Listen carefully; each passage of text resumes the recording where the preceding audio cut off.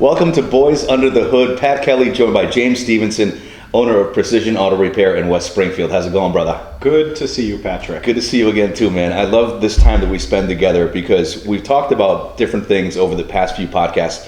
The truth is, when we talk about a business that needs help, I get jazzed by helping them. Yeah. You know, that's where my excitement comes. Yeah. When we get problems or, able to offer solutions to what other business owners are struggling with, that gives me wood. I think it might have just moved just thinking about it. Yeah, hardly. Yeah, I'm not going to reach that. So what's going on, man? What's been your challenges at Precision lately? At Precision, I mean, we're kind of in the process now of opening an additional facility, and so we're trying to expand. And I think it's just getting your ducks in a row to do that. The hiring isn't as challenging as some people would lead you to believe, but just making sure that your team is ready for that growth, because you end up with this good team and you've got this great product that you're constantly putting out, and it's very consistent. You just don't want to really mess with that too much. And so sometimes when you add people, you have to be kind of delicate about how you do it and making sure that everybody understands their roles and what's to be expected later on. You don't want somebody thinking because you brought somebody in new, well, Pat, I'm replacing you now. Right. It's nothing like that. It's just, hey, look, we're all trying to grow together, and we have a really great training program on how our guys, the younger ones or the less experienced people, learn from the more veteran people. So now, do you have something that's set in stone in terms of orientation when someone new comes in, or do you kind of change that playbook depending on the person? No, it's insanely set in stone. Okay. Yeah, it's insanely set in stone.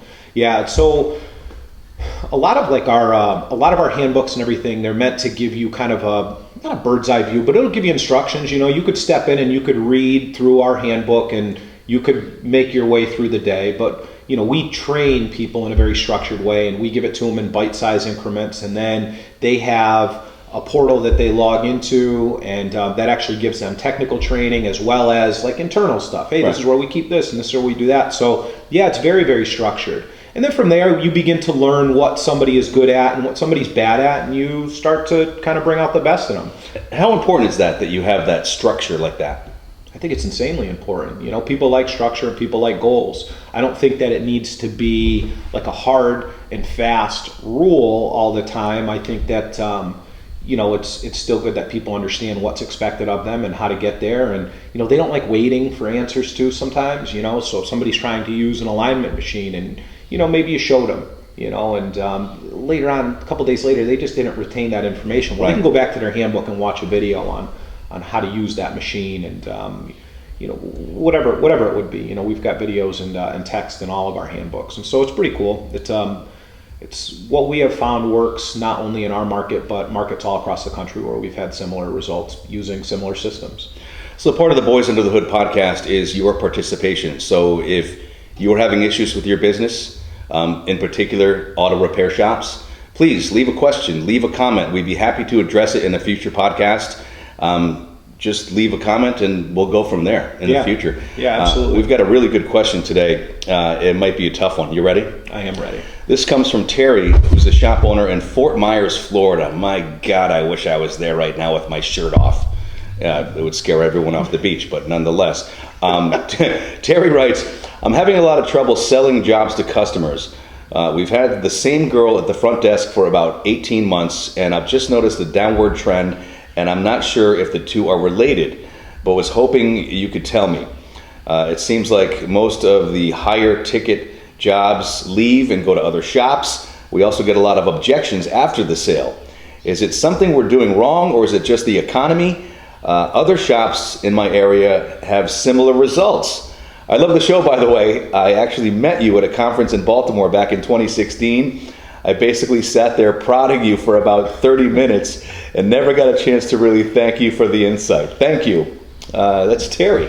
Yeah, Terry. Oh, that's cool. That's cool. Yeah, I remember going down there. I don't know.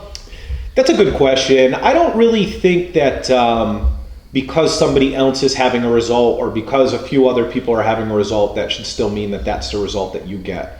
So a lot of times when we find that people have price objections, and shops that I own, we don't go buy the cheapest model. And so any business that I own, you can go and you can fact check me on this, but like we have never advertised price.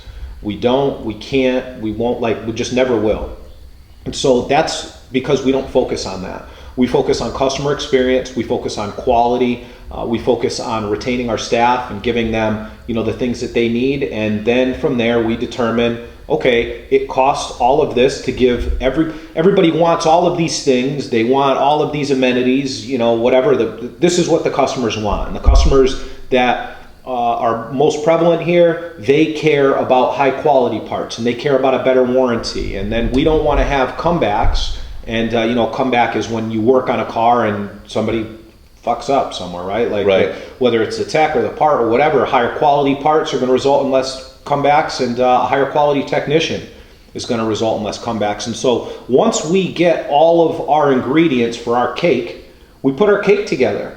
And if the ingredients cost us $10, then we have to charge enough to make profit on our cake. And we market our cake to people that want a better cake and a better looking cake. Just because you can go get one at the supermarket for $5 and it checks a box, well, that cake tastes like shit, right? Right. You got a cake, good for you, right? But do you want a really, really good one, made by somebody that really cared about doing it? And so that's kind of our recipe at any of our businesses. Like we just will not market price. I'm glad that you brought up that analogy because auto repair is wildly different from any other industry. If you go to a bakery and order a cake, they know exactly what's going to go into it right there. They've already priced it out. They know that if I sell that cake for $25, that's what it is.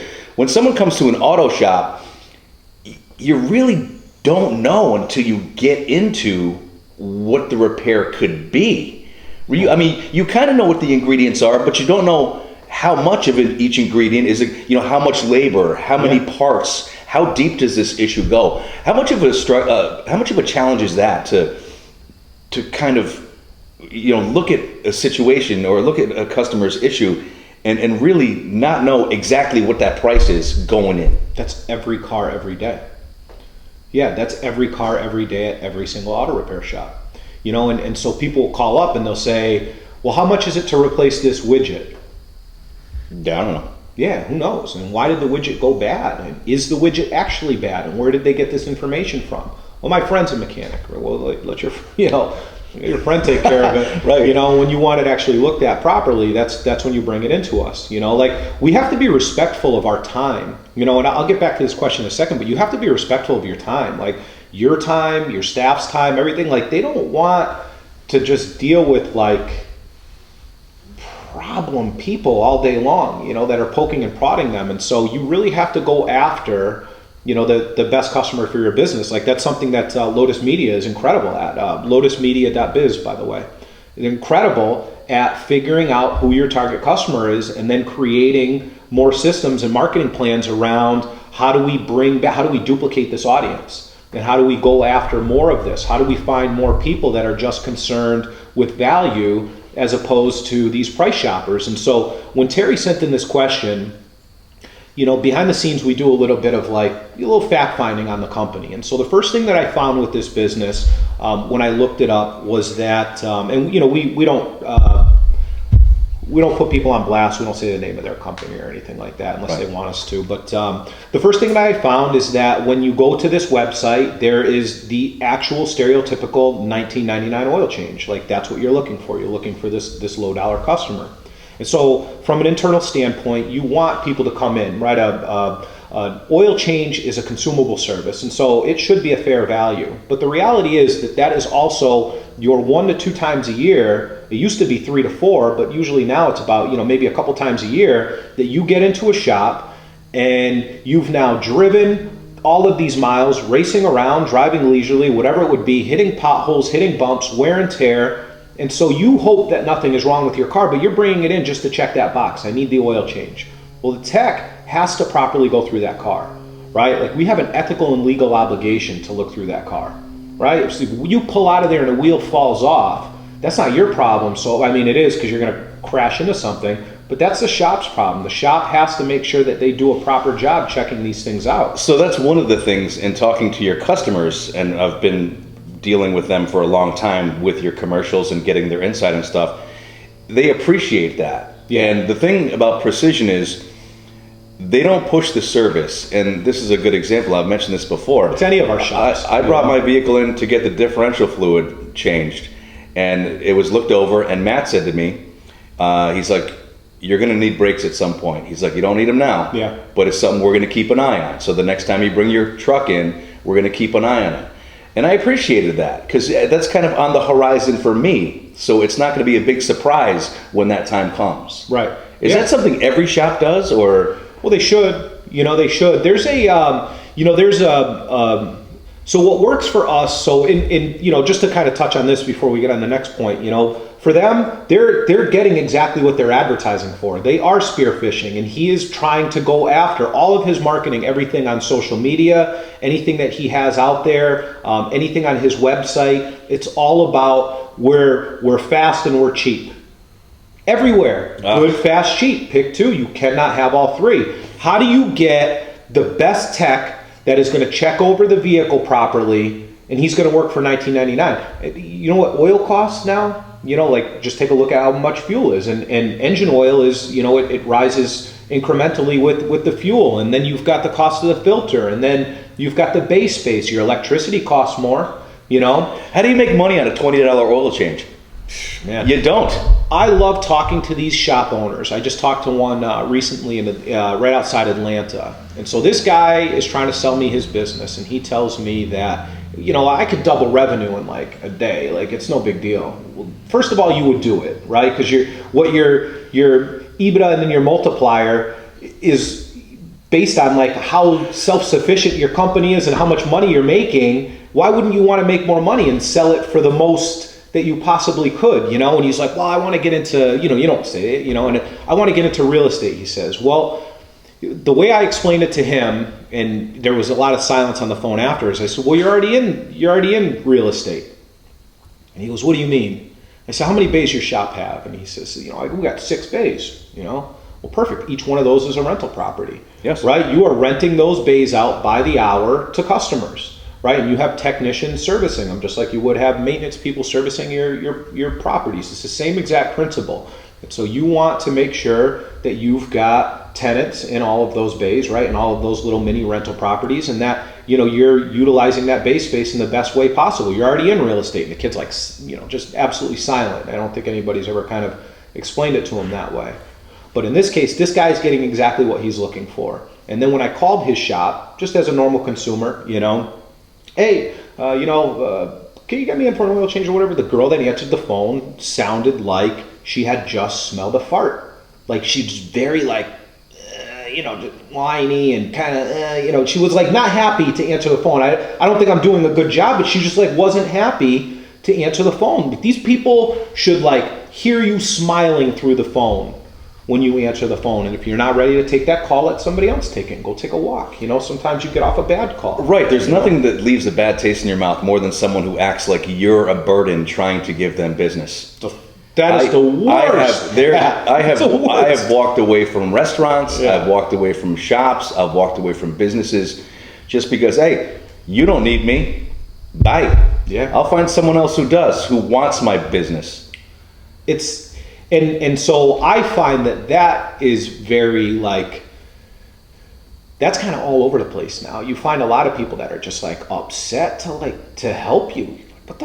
What is wrong with you? There's a local business here. It's an HVAC place, and they answer the phone and they say, hey, thanks for calling so-and-so. How can we put a smile on your face today? Yeah. And I'm like, well, what are the limitations? What are you willing to do? But to me, that's a nice touch, and they're the only people that do that. Yeah. I've never heard that before. Yeah. And it's refreshing.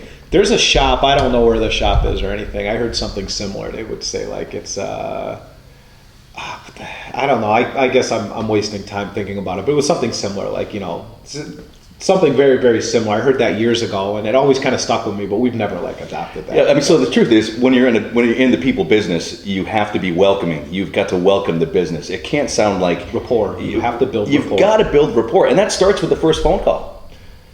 That's the thing that people understand. All of these calls, everything that you're doing is just getting the phone to ring. And then you have to do all of this work after, right? And so the first thing that you want to do anytime somebody calls, hey, I want to make an appointment. Perfect. Get their name and use it, right? Get their name and use it in a sentence. Start to get them to like you. Build trust in the shop, you know? You call the shop, hey, James, can I get an oil change? Yeah, sure, no problem. Who am I speaking with, by the way? Oh, my name's Pat. Oh, great, Pat. You know, really, really nice to meet you. I'm James, by the way. You wait for them to talk, right? Get their buy-in. Yeah, oh, great. Yeah, nice to meet you too, James. Yeah, so what can I help you with today? You looking for an oil change? Yeah, I'm looking for an oil change. Perfect, that's great. You came to the right spot. You know, and start building value in your shop. You know, yeah, our certified technicians, you know, they're going to check the whole vehicle over for you too, right? And it's one of the things that makes us different from the competitor, right? They're going to, you know, we're going to first road test the vehicle. We're going to get a feel for it. We're going to take a you know, digital vehicle inspection. We're going to go through the whole vehicle. We're going to take pictures of everything that's good and bad, you know, and we're going to send you this all in a nice report because you really need to know 100% of what's going on with your car 100% of the time. And that's another reason why we're a little bit different here. And so I'm really glad today that you called about, you know, trying to get your car in for this oil change, right? Like, you're building rapport, you're building value in your team. You know, Pat's going to work on my car. He's a master tech, man. He's you know, really nobody that I would want working on your Ford today other than Pat. Pat is incredible. He's been doing this for 20 years, certified technician, awesome guy, right? Brag about your team. Don't be too self-serving, but just make it conversational, Right. You know? And then you want to fact find. Ask the customers questions. Don't like prod them for information, like abusing them. Can you tell me every little detail? What did you have for breakfast? And all this. No, man. Just, hey, tell me about when is it making the noise? You know, when you turn right, when you hit bumps, help me understand. You know, help me understand it, right? You're building a relationship. You're trying to understand more about them. Go back to that when you were dating. You asked your wife a lot of questions about, you know, you asked him a million questions because you wanted to learn about her. Is this chick right for me or not? You know, same thing. You're asking the customer a million things because you're trying to get into a long-term relationship. And the other side of that is it's also making your job as someone who's diagnosing the problem easier. Yeah. If they can help you. Where does the sound come from? Is it when you turn right? Is it when you stop? Is it when you're in reverse? How's that go? So right away, you kind of have a good idea of where to dive into. Yeah. You gotta have a full, very clear path of where to do it, you know, and sometimes what we find is that it's still difficult, right? So the customer can give you as much information as possible, but they're not a tech. So another way that so the next thing you want to do is you want to begin to identify the need, right? Like, what are the things that they're looking for? So when we're asking these questions, you know, do they need the vehicle back by 3 o'clock? Do they need it back by 5? Do they need a rental? Are they, you know, do they need repair financing? Like, is the warranty the concern? Like, what are they looking for out of you? And it's your opportunity to kind of begin to figure that out, you know? And so a way that, you know, then the next thing we want to identify the solution, right? So when they bring the vehicle in, you know, we'll eventually, you know, we ask for the appointment, we get them the vehicle, or we get the vehicle in. So the solution is ultimately going to be whatever's going to fix the problem. And so a way that we identify the solution and build more rapport is we'll send a technician to go for a ride with customers. And I've heard people say that this is, you know, you're out of your mind for doing this too. You know, you're wasting a lot of time with a technician. No, I'm not. No, I'm not. I'm not at all, right? I'm not at all, because I have a technician that is like, this is part of his job. Like, that's in his job description. This is what he is supposed to do day in and day out. And so, you know, that's going to help us build rapport and identify the solution, because now the tech is going to go for a ride with the customer. They're going to hear the noise. They're going to see the light. They're going to feel the hesitation, whatever it would be. And, you know, like, that he likes to do that. It's a guy that looks better. He's got, you know, he's not the shaggy guy with the dust cloud behind him. He's right. Clean cut. He looks good. He speaks well, and he's smart. You know, and he can help the customer through the process, builds more rapport, you know, and from there, that, you know, that tech or another tech, and, you know, he can act as a liaison between the customer and another tech, and we're going to find exactly what's wrong with the vehicle. And so after we find exactly what's wrong with the vehicle, we need to build more value and interest in what we're doing, right? So, Pat, you've come to me today with this noise, right? And I had you go for a ride with Matthew, right? I had you go for a ride with Matthew. Matthew's a great guy, man. He's been with us for, I love him. You know, yeah. Matt's been with us for, you know, 8 years, and you know, master tech, great guy. I mean, really, really awesome technician, because he is. You want to brag about your people a little bit, but like, people have anxiety about bringing their car into repair shops. And so you want to make sure that they understand that, it's a team, right? It's a family.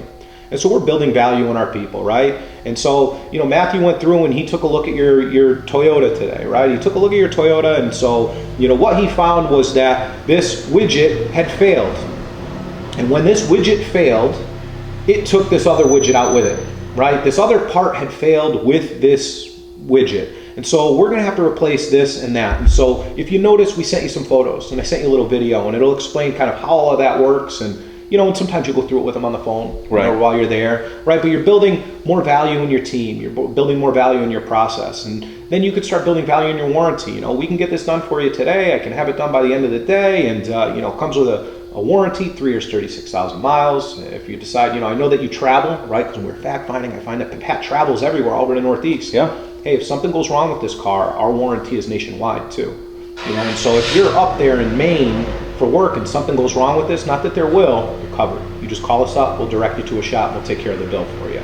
That's important, right? It's important that you have that stretch in your warranty. Yeah. Now, do you have relationships with other shops? How would that go if something happened in Maine? How would that process go if I needed to get it fixed immediately? So I pay, so we used to belong to like all these different national organizations and everything, and I didn't want any red tape.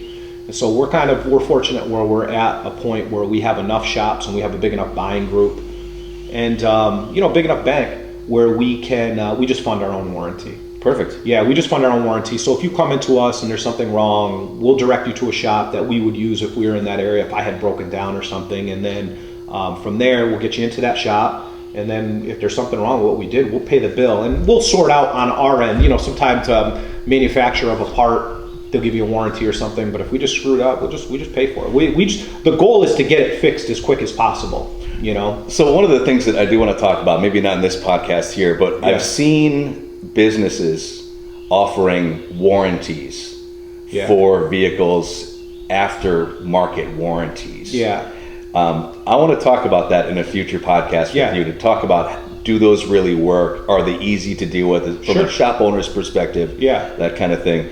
But I think, Terry, the bottom line in Fort Myers, the first point of contact, the person answering the phone, you got to go with a different person. Well, they're going after the wrong thing. They're marketing for the wrong thing. And then aside from marketing for the wrong thing, you got somebody on the phone that is like a wet blanket, and it sounds like she doesn't even want to be there. You're most likely not following a good sales process, And so like, even after you build the interest and value, that you've got to ask for the sale. You have to ask them for the sale.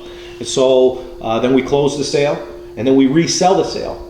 Pat, you come in, you say, Pat, great job that you fixed this noise today because your wheel was falling off the fucking car. Right. Right? You were unsafe, you're going to get hurt, and I'm so glad that you fixed this thing. And the final part of any sale is not when they pay you and you give them the keys and they drive away. The sale is not done yet. Now they're test driving the car, and you have to call them within a period of time, a day to 2 days. And you say, hey, Pat, it's James calling you from Lotus. How do we do?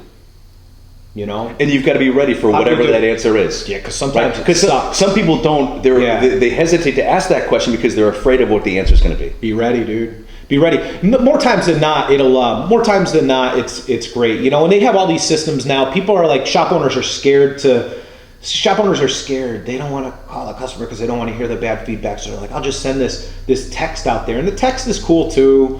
Because sometimes people don't answer the phone. The text is cool, but you got to call them. Get them on the phone. Well, that gives you an opportunity to make it good. In my business, right? I do an afternoon radio show, but I also am in sales, and I have customers that I represent. Precision's one of them. You've done a great job with us, by the way. Thank you. Yeah. I write the scripts. I put together the schedule. Very pointed and on target. It is a moment of anxiety when you have to pick up the phone and say, so how is our message working for you? There's that couple second, I mean, it's much easier to take the money and move on to something else. But I've found, and 90% of the time, the message is on point. The other 10%, it just takes a little redirecting of the message, maybe making it clearer, maybe changing it from one aspect of the business. Instead of talking about the dinner special, maybe we talk about your appetizers at happy hour. Yeah. Maybe we talk about the beers that you have on draft, whatever it is. But you need to ask the question, how is my service? And then leave it. And sometimes that answer is not easy, but it gives you an opportunity to make it good and to make you better as a business person. People seem to judge, not everybody, but right, so like most people judge a business or people based on how they handle their failures rather than how they handle their successes. They expect that you're going to be good at creating a good message or fixing their car or fixing their business. They just expect that you're going to do that, but when you screw up, what do? Do you push blame on everybody else? Or, if you screwed up, then just fix it, and that's the simplest thing. You can retain more customers on a mistake if you just fix the problem properly than if you try to point fingers. And so that's not then you've got the other subset of people, and they will never tell you that there's a problem. They just go online and bash you, and they say, I'm not talking about those people. We just ignore them. Who cares about them? Because they can't be fixed, and if your reputation is that fragile that this one lunatic that is bashing you over an experience that most likely never happened or didn't happen in the way that they have typed it up, smashing these fucking letters in with their fingers, right? That story rings a bell. Yeah. Get away from me with those people. But I'm talking about real people, right? Not these lunatics that just happen to filter in every once in a while. I'm talking about real customers, real people. If you screwed up with them, you just do whatever you can to make it right, and make it right today. Right now, as quick as possible, on their schedule, whatever you have to do, pull out the stops. They paid you. That was the point of this follow-up. Did we, right? The technician, his follow-up is his verification of the repair, right? What's the customer's concern is what we teach. 3 C's and a V. What's the customer's concern? What was the cause? What's the actual cause? Not that the strut is bad. Why did it go bad, right?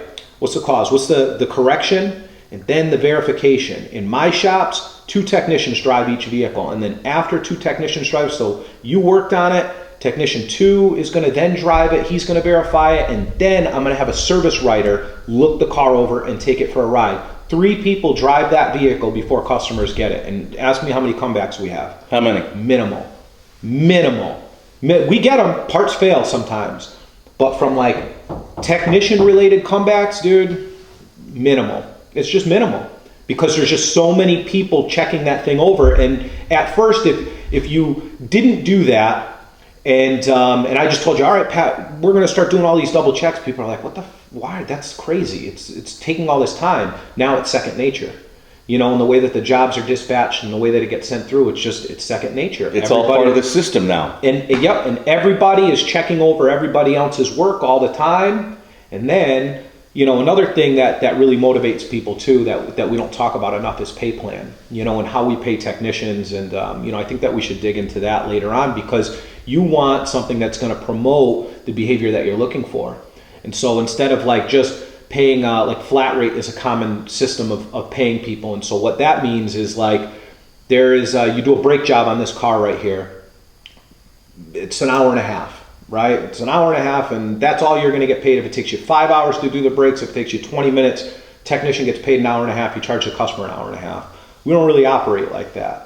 We don't really operate like that. I like my technicians to work as a team and to help each other, and so I pay them as a team rather than individually like that. So that's something, let's explore that on a future podcast, because I feel like that's something that we really need to dig into and kind of pull the pieces apart. Thank you for joining the Boys in the Hood podcast. Let's make this a conversation. If you have any questions, any comments, please let us know. We'd love to talk about you, maybe your issues on a future podcast. I need to thank our sponsors before we get out of here. Lotus Business Solutions. If you're having any issues with your business, whether it's organizational, whether it's systems, which James has become an expert on, and a lot of that is trial and error, honestly, right? Yeah. You figured it out. How many years have you been in the business? Next week will be in the business or owned a shop? Owned a shop. Next week will be 18 years. Okay, 18 years as a shop owner. 18 years of knowledge and the best shop in the area. Please, contact Lotus Business Solutions. It's lotuspe.us. Also, Lotus Media. If you're having a challenge with your message and your advertising's not working, your marketing's not working, you don't know what to do with social media. What is digital media? These are the things that we specialize in. Lotus Financial, if you're doing your own books at the end of a long day, stop it.